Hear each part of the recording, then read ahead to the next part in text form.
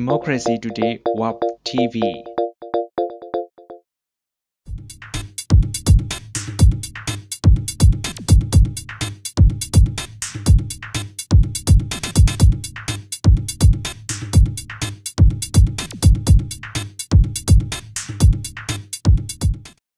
မင်္ဂလာပါခင်ဗျာအခုတင်ဆက်ပေးမယ့်သတင်းကတော့2018ခုနှစ်အာဆီယံတက္ကသိုလ်များအားကစားပြိုင်ပွဲကိုမြန်မာနိုင်ငံကအင်ရှင်အဖြစ်လက်ခံကျင်းပပြုလုပ်သွားမယ်ဆိုတဲ့သတင်းပဲဖြစ်ပါတယ်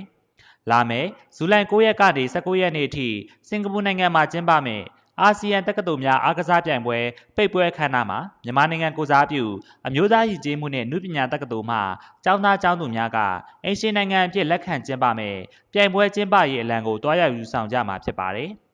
1920ခုနှစ်မှာတည်ထောင်ခဲ့တဲ့ရန်ကုန်တက္ကသိုလ်ဟာ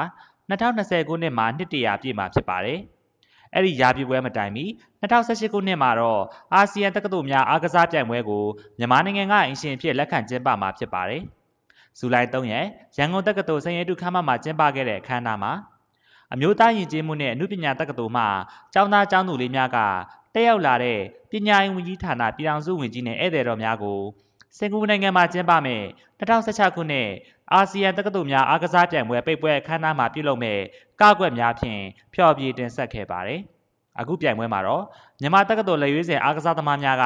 ဘောလုံး၊ပိုက်ကျော်ခြင်း၊ပြေးခုန်ပြည့်အားကစားနည်း၃မျိုးကိုဝင်ရောက်ရှင်ပြိုင်သွားမှာဖြစ်ပါတယ်။